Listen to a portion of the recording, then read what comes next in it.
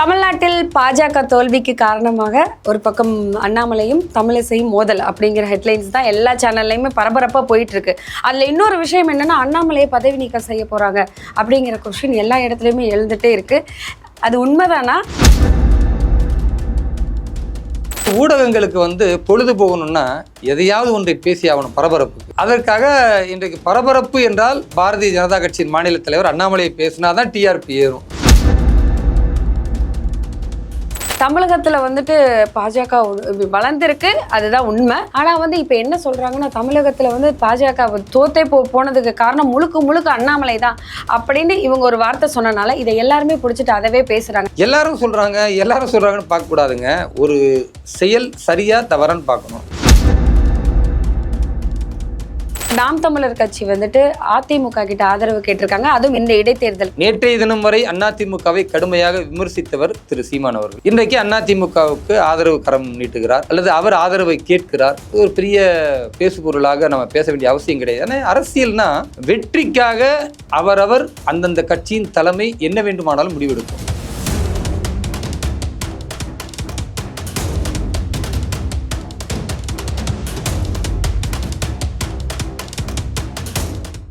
வணக்கம் சார்.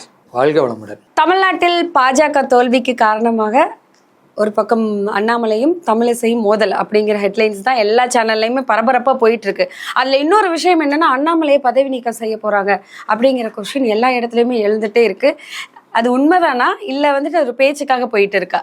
இது யார் பாரதிய ஜனதா கட்சியை வீழ்த்த வேண்டும் என்று நினைக்கிறார்களோ அவங்க எதையாவது பாஜக மீது சேர்வாரி இறைச்சிக்கிட்டே இருக்கணும். அதுக்காக சொல்கிற குற்றச்சாட்டு இது ஒரு பக்கம். ரெண்டாவது, ஊடகங்களுக்கு பொழுது போகணும்னா எதையாவது ஒன்றை பேசி ஆகணும் பரபரப்புக்கு.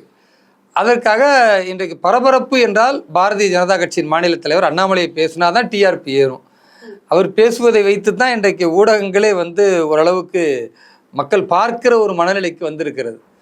அதனால் இந்த ரெண்டையும் சேர்த்து நீங்கள் பார்த்தீர்கள் என்றால், இந்த செயல் இவர்கள் எதை பற்றி பேசுகிறார்களோ அது நிச்சயமாக இவர்கள் சொல்வதற்கும் அதற்கும் சம்பந்தமே இல்லாமல் இருக்குது. ஆனால் ஊடகங்கள் வேறு மாதிரி பேசுகிறது. அடிப்படையில் பாரதிய ஜனதா கட்சியின் மாநில தலைவர் திரு அண்ணாமலை அவர்கள் மிகச்சிறப்பாக தன்னுடைய 3 ஆண்டு காலத்தின் பணிகளை செய்து கொண்டிருக்கிறார். அடுத்து அவர் மாநில தலைவராக மீண்டும் மத்திய தலைமையின் மூலம் தொடரும் பொழுது இன்னும் சிறப்பாக கட்சியின் வளர்ச்சி இருக்கும். இங்கே இருக்கக்கூடிய நிர்வாகிகள் முழுமையான ஒத்துழைப்பு அளிக்கிறார்கள். எதிர்வரக்கூடிய காலங்களில் திமுகவுக்கு மிகப்பெரிய சவாலாக பாஜக இருக்கும். அதற்கு மிக முக்கியமான காரணமாக திரு அண்ணாமலை இருப்பார். இவ்வளவுதான் சிம்பிள். அதனால இதுல தமிழிசை அம்மாவை இழுத்து வர்றது, பிறகு பாஜக பிரஸ் மீட்ல அவங்க பேசியிருக்காங்க சார். அதிமுக கூட கூட்டணி வச்சிருந்தா 30 சீட்டுகள் வாங்கியிருக்கலாம், அதுல எம்பிகளா போயிருக்கலாம் அப்படின்னு அவங்க தான் சார் பேசியிருக்கிறாங்க. பேசியிருக்கிறதா கேட்குறாங்க. பாஜக அண்ணாமலை அவர்களோட செயல்பாடுகளை ரொம்ப அக்யூரேட்டா கவனிக்கிறாங்க அப்படிங்கிற ஒரு விஷயமா அவங்க தான் சொல்லியிருக்கிறாங்க. அவங்க சொன்னதை தான் எல்லாரும் கேட்குறாங்க.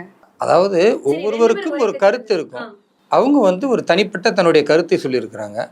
பாரதிய ஜனதா கட்சியினுடைய கருத்து என்பது மாநில தலைவர் திரு அண்ணாமலை என்ன சொல்லுகிறாரோ அதுதான் கட்சியினுடைய கருத்து. கட்சிக்கு கருத்துக்கு எதிர்பாராத விதமாக ஒவ்வொரு நபர்களும் தனக்கான தனிப்பட்ட கருத்துக்களை சொல்ல வேண்டும் என்றால் அவங்கவுங்க அந்த கருத்துக்களை சொல்லலாம்.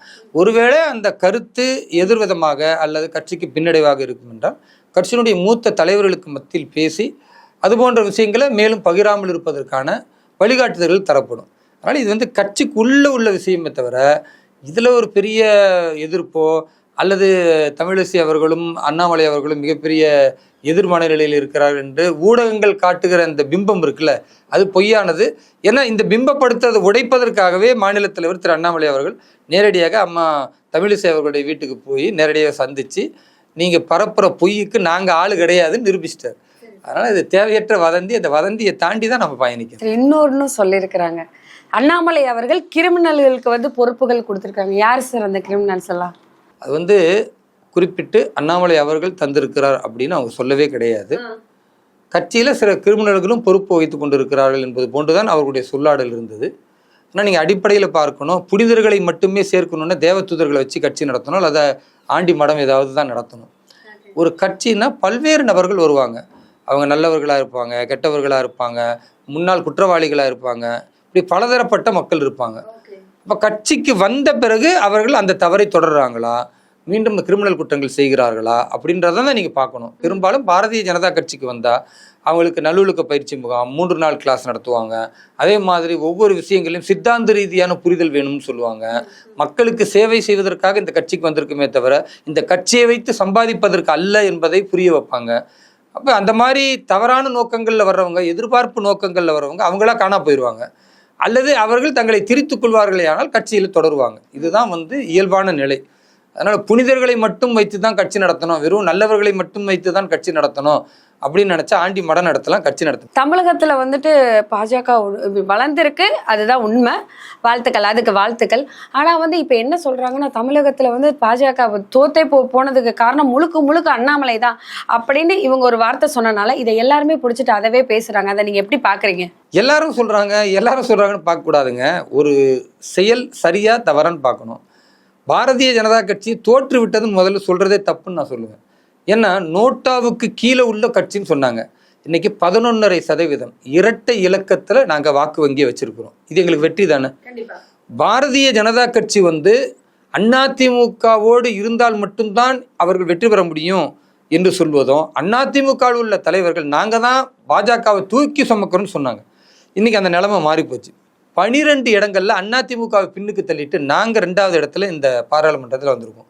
85 தொகுதிகள், சட்டமன்ற தொகுதிகளில் அதிமுகவை பின்னுக்கு தள்ளிட்டு நாங்க 2வது இடத்துக்கு வந்திருக்கிறோம்னா இது ஒரு மகத்தான வெற்றி தானே. கூட்டணியில வந்திருப்பீங்களா சார்? அடிப்படையில் நீங்க ஒன்று புரிந்து கொள்ளணும். இதற்கு முன்னால் நாங்கள் இன்னொரு கட்சியின் கூட்டணியில தமிழ்நாட்டில் இருந்தோம். முதல் முறையாக பாரதிய ஜனதா கட்சியின் தலைமையிலான கூட்டணியில இந்த சாதனையை நாங்கள் நிகழ்த்தி இருக்கோம்னா இது வெற்றி தானே. அதே மாதிரி பாரதிய ஜனதா கட்சியில இன்றைக்கு வாக்கு சதவீதத்தை தாண்டி 2வது இடத்தில் நாங்கள் அதிகமாக இருக்கிறோம் என்பதை தாண்டி கோவை போன்ற இடங்கள்ல 4.5 லட்சம் வாக்குகளை பெற்று இதுவரை பாஜக பெறாத ஒரு சாதனையை மக்கள் மத்தியில் அமோக வரவேற்பை பெற்றிருக்கிறோம். இது வெற்றி தானே. இப்படி பல வெற்றிகளை இந்த பாராளுமன்றத்தில் நாங்கள் குவித்திருக்கிறோம். உறுப்பினர்களாக பாராளுமன்றத்துக்கு எங்களால் அனுப்ப இயலவில்லை, ஆனால் பல்வேறு சாதனைகளை நாங்கள் நிகழ்த்தி இருக்கிறோம். திமுகவிற்கு மிகப்பெரிய சவுக்கடியை நாங்கள் தந்திருக்கிறோம். அதனுடைய பிரதிபலனாக 2026 பாரதிய ஜனதா கட்சி தலைமையிலான ஆட்சியை தமிழகத்தில் கொண்டு வருவதற்கு நாங்கள் முயற்சி செய்கிறோம். நிச்சயமாக அது நடக்கும். இப்ப இடைத்தேர்தல் நடக்க போது அங்கேயும் பாஜக ஒரு ஆள் இருக்கிறாங்க. அது அங்க என்ன மாதிரியான நிலவரங்கள் நிகழ்வு? பொதுவாக இடைத்தேர்தல் விட்டாலே அங்க ஆளும் கட்சியினுடைய அராஜகம் தான் அதிகமாக இருக்கும். அதிகமான பணப்புழக்கங்கள் இருக்கும். நாங்கள் தான் அடுத்த 2 ஆண்டுகள் இருக்க போகிறோம், நாங்கள் சொல்கிற சட்டமன்ற உறுப்பினர் வரலைன்னா உங்களுக்கு எந்த ஒரு விஷயத்தையும் செஞ்சு கொடுக்க மாட்டோம், மிரட்டல்கள் இருக்கும். அதையெல்லாம் தாண்டி சாராயம் அங்கு ஆறாக ஓடும். இவ்வளவுமே நடக்கும். ஸோ இத்தனையும் நடந்து கொண்டிருக்கிற ஒரு சூழலில் என்டிஏ கூட்டணியின் சார்பாக பாட்டாளி மக்கள் கட்சியினுடைய வேட்பாளர் அங்கே விக்கிரவாண்டியில் களத்தில் நிற்கிறார். வெற்றிக்காக கடுமையாக போராடி கொண்டிருக்கிறோம். மக்களிடத்தில் நேர்மையை பேசுகிறோம். கள்ளச்சாராய இறப்பினால் திமுக ஆட்சி எவ்வளவு பெரிய மோசடி அரசியலை செய்து கொண்டிருக்கிறது, ஊழலில் எப்படி மிகைத்திருக்கிறார்கள், கனிம வளங்களை எவ்வாறு கொள்ளையடிக்கிறார்கள், இந்த ஆட்சியில் சட்டம் ஒழுங்கு எவ்வாறு சீர்குலைந்திருக்கிறது, இப்படி நிறைய விஷயங்கள் அந்த மக்களிடத்தில் கொண்டு போகிறோம். நிச்சயமாக அந்த மக்கள் சரியான ஒரு ஆட்சி வேண்டும் என்றால் சட்டமன்ற உறுப்பினராக பாட்டாளி மக்கள் கட்சியை தேர்ந்தெடுக்க வேண்டும். இது எங்களுடைய எதிர்பார்ப்பு. ஆனால் திமுக வெற்றி பெறுவதற்கு அதிக வாய்ப்புகள் இருக்குன்னு ஊடகங்கள் சொல்வதில் ஒரு நியாயம் இருக்கு. ஏன்னா ஆளும் கட்சியா இருக்கிறாங்க. அவங்களுடைய சர்வாதிகார போக்கு மேம்படும் பொழுது கடந்த கால அரசியல் வரலாற்றையும் தமிழகத்தில் பார்க்கும் பொழுது அப்படி ஒரு நிதர்சனமும் இருக்கிறது. ஆனாலும் நாங்கள் நேர்மையோடு வாக்கு கேட்கிறோம். மக்கள் வாக்களிப்பார்கள், வெற்றி பெறுவோம் என்ற நம்பிக்கை இருக்கு. சரி சார், அங்க நீங்க களத்துல பாஜகவை சேர்ந்தவங்க கடுமையா வேலை பார்த்துட்டு இருக்காங்கன்னு சொல்றீங்க. இந்த பக்கம் நாம் தமிழர் கட்சி அதிமுக கிட்ட ஆதரவு கேட்டிருக்காங்க, அதுவும் இந்த இடைத்தேர்தலுக்கு. அதை நீங்க எப்படி பாக்குறீங்க? அரசியல்ல நிரந்தர நண்பர்களும் கிடையாது, நிரந்தர எதிரிகளும் கிடையாது. இது எல்லா அரசியல்வாதிகளும் சொல்லுவாங்க, நானும் அதை தான் சொல்ல போறேன். நேற்றைய தினம் வரை அதிமுகவை கடுமையாக விமர்சித்தவர் திரு சீமான் அவர்கள் இன்றைக்கு அதிமுகவுக்கு ஆதரவு கரம் நீட்டுகிறார், அல்லது அவர் ஆதரவை கேட்கிறார். இது ஒரு பெரிய பேசுபொருளாக நம்ம பேச வேண்டிய அவசியம் கிடையாது. ஆனால் அரசியல்னா வெற்றிக்காக அவரவர் அந்தந்த கட்சியின் தலைமை என்ன வேண்டுமானாலும் முடிவெடுக்கும். அப்போ சீமான் ஒரு முடிவெடுக்கிறார் என்றால் அது அதிமுக என்ன பதிலளிக்கிறது என்பதை பொறுத்தும், தேர்தல் களம் எப்படி மாறும் என்பதை பொறுத்தும் தான் நம்ம பார்க்கணுமே தவிர அதுல பாரதிய ஜனதா கட்சி கருத்து சொல்ல வேண்டிய அவசியம் கிடையாது. கண்டிப்பா. இதுக்கப்புறம் என்ன மாதிரியான நகர்வுகள் பண்ண போறாங்க? எங்களுக்கு 2 இலக்கு. 2026 பாரதிய ஜனதா கட்சி தலைமையிலான ஆட்சியை தமிழகத்தில் கொண்டு வர வேண்டும். அதற்காக கட்சியினுடைய அடிக்கட்டமைப்பிலிருந்து மேல்மட்டம் வரைக்கும் பலப்படுத்த வேண்டும் என்பது முதல் நோக்கம். அதுக்கு கடுமையாக இந்த 1.5 வருடங்கள் நாங்கள் உழைப்பை செலுத்துவோம். இரண்டாவது, இந்த தேர்தல் வருவதற்கு முன்னால் இருக்கக்கூடிய 1.5 வருடங்களும் திமுகவுடைய 5 ஆண்டு கால ஆட்சி, அதனால் முடியும் பொழுது 5 ஆண்டுகள் நெருங்கி வரும். இந்த 5 ஆண்டு கால ஆட்சியில் நடந்த ஒட்டுமொத்த ஊழல்கள், சட்டம் ஒழுங்கு சீர்குலைவு, சாராய வியாபாரத்தினுடைய அழிவினால் எவ்வளவு மக்கள் பாதிக்கப்பட்டிருக்கிறாங்க, போதைப் பொருள் கலாச்சாரம் தமிழகத்தில் திமுக ஆட்சியில் வந்த பிறகு எவ்வளோ பேர் இறந்திருக்காங்க, எத்தனை கூட்டு பாலியல் வன்முறை நடந்திருக்கிறது, அது மட்டுமல்லாமல் கூட்டு கொலைகள் எத்தனை நடந்திருக்கிறது, கூலிப்படைகள் எவ்வளோ பெருகி இருக்கிறாங்க, சட்டம் ஒழுங்கு சீரழிந்ததனுடைய இது எல்லாத்தையும் மக்கள்கிட்ட நாங்கள் கொண்டு போவோம். வளர்ச்சி மிகு பாரதம் என்று ஒரு முறை பாரத பிரதமர் பேசி கொண்டிருக்கும் பொழுது சீரழியும் தமிழ்நாடாக இந்த திமுக பொருளாதாரத்தில் எவ்வளோ பின்தங்கி இருக்கிறது, பெரு நிறுவனங்கள் எல்லாம் ஏன் தமிழகத்தில் தொழில் உற்பத்தி செய்ய முன் வரலை, அதே போன்று வளர்ச்சிக்கான எந்த திட்டங்களும் இல்லாம சாராயத்தை வச்சே ஒரு அரசை நடத்த திமுக சாராயத்தை நிதர்சனம். அப்ப இது மாதிரி செய்வது, இந்த மாதிரியான விஷயங்களை எல்லாம் மக்கள்கிட்ட கொண்டு போவோம். இதெல்லாம் தாண்டி பாரத பிரதமருடைய நல்லாட்சியில எத்தனை நலத்திட்டங்களை நாங்கள் கொடுத்துக்கிட்டு இருக்கிறோம், அதுல எவ்வளவு பயனாளிகள் உருவாகி கொண்டு இருக்கிறார்கள், உலகில் பாரதம் எவ்வளவு மதிப்புக்குரியதா இருக்கிறது என்பதையும் நல்ல விஷயங்களை நலத்திட்டங்களையும் கொண்டு போவோம். ஆக திமுகவுடைய அநியாயங்களை ஒரு பக்கம் சொல்லுவோம், பாரத பிரதமர் தலைமையிலான பாரதத்தின் வளர்ச்சியை ஒரு பக்கம் சொல்லுவோம். மக்கள் தெளிவாக உண்மையை புரிந்து கொண்டு தாமரைக்கு வாக்களிப்பார்கள் நம்புகிறோம்.